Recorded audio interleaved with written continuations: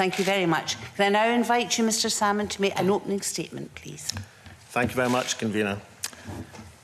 3 important points require to be made at the outset. Firstly, this inquiry is not about me. I've already established the illegality of the actions of the Scottish Government in the Court of Session, and I've been acquitted of all criminal charges by jury in the highest court in the land. These are both the highest courts in the land, the highest civil court and the highest criminal court. The remit for this inquiry is about the actions of others. There's an investigation into the conduct of ministers, the permanent secretaries, civil servants and special advisers. It also requires to shine a light on the activities of the Crown Office and to examine the unacceptable conduct of those who appear to have no understanding of the importance of separation of party and government and prosecution authorities, and indeed of the rule of law itself. It was the government who were found to have been acted unlawfully, unfairly and tainted by apparent bias. I note that the First Minister asserts that I have to prove a case. I don't. That has already been done. There have been 2 court cases, 2 judges, 1 jury. In this inquiry, it's the Scottish Government, a government which has already admitted to behaving unlawfully, who are under examination. Secondly, my interest in assisting this inquiry is out of respect for our Parliament. I have made no personal public comment on these matters of any kind for 11 months, not a single television interview or press interview or statement. I have turned down hundreds of such offers, which, as committee members will know, has not hitherto been my normal policy. I have watched with growing frustration over the last 6 months while this committee has been systematically deprived of the evidence it has legitimately sought. Indeed, I'm just about your only witness who has been actively trying to present you with evidence as opposed to withholding it.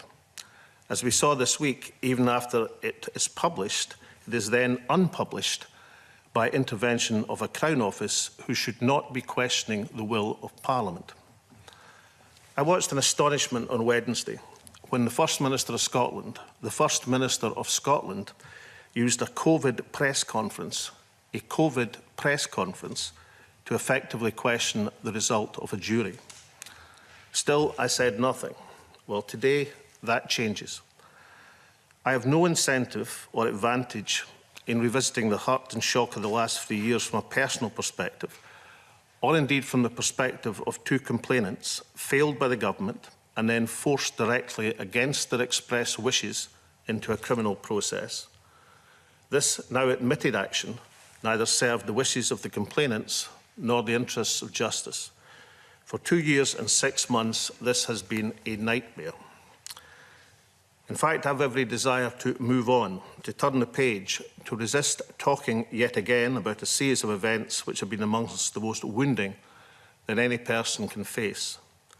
But the reason I'm here today is because we can't turn that page nor move on until the decision-making which is undermining the system of government in Scotland is addressed. The competence and professionalism of the civil service matters. The independence of the Crown Office as acting in the public interest matters. Acting in accordance with legal advice matters.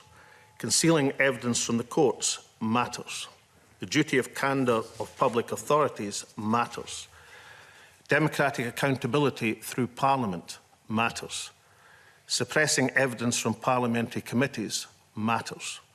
And yes, ministers telling the truth to Parliament matters. The day such things come to not matter would be a dark and dangerous one for Scotland. Collectively, these events shine a light on a government whose actions are no longer true to the principles of openness, accountability and transparency, which are the core principles on which this Scottish Parliament was founded. I remember I was there.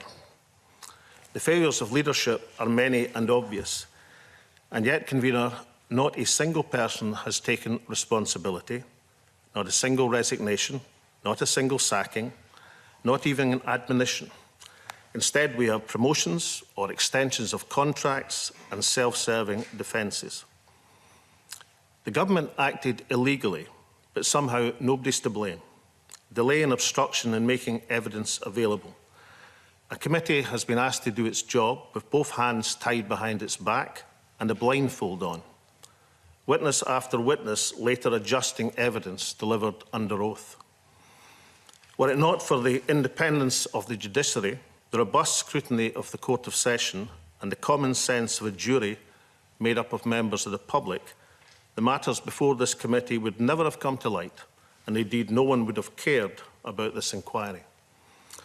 The Scottish courts emerged from these events with a reputation enhanced. Can those leading the government and the Crown Office say the same?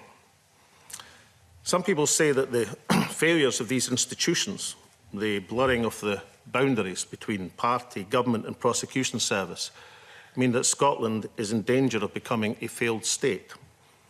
I disagree. The Scottish civil servant hasn't failed. Its leadership has failed.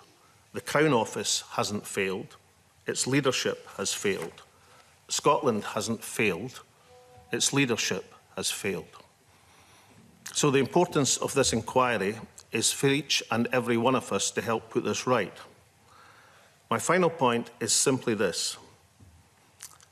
I'm a private citizen. Unlike just about every other person represented at this inquiry, I've had no one paying my legal fees, and I've had to contend with the resources of the Scottish Government being used to further tarnish my reputation. Just as they spent £600,000 defending their illegal policy before collapsing in the judicial review, and just as enormous time, effort and public money has been voted to the task of refusing to give this committee the documentation it requires, the pattern is undeniable. The government refused to hand over documentation in the civil case. It required a commission to extract it from them. The permanent secretary was brought to give evidence under oath just to extract documents she had a duty to provide to the court. The government ignored the provisions of a search warrant in the criminal case, and despite the impact on the administration of justice, still withheld key documents which should have been put before the jury. This committee has been blocked and tackled at every turn with calculated and deliberate suppression of key evidence.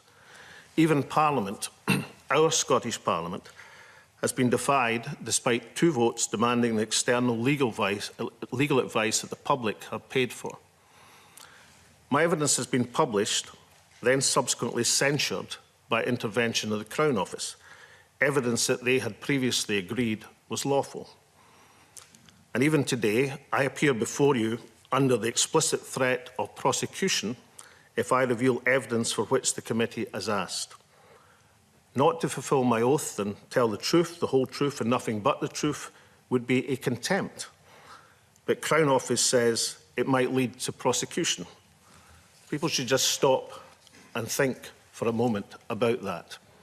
The ability of any witness before any Parliament to tell the truth and fulfil their oath is effectively being questioned by the Crown Office.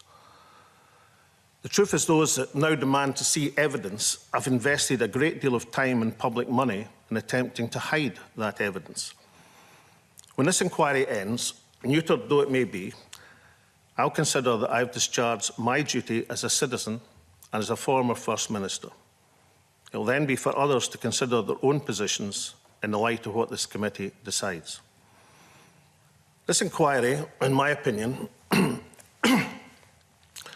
is a chance to assert what type of Scotland we are trying to create. Few would now dispute that our country is a better place for achieving our Parliament.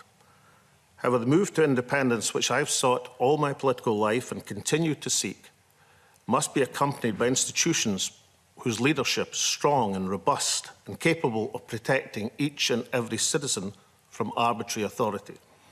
Such a principle is a central component of the rule of law. It matters to every person in Scotland as much as it always has done. It is the bedrock of our democracy, of justice and of fairness. Thank you, Convener.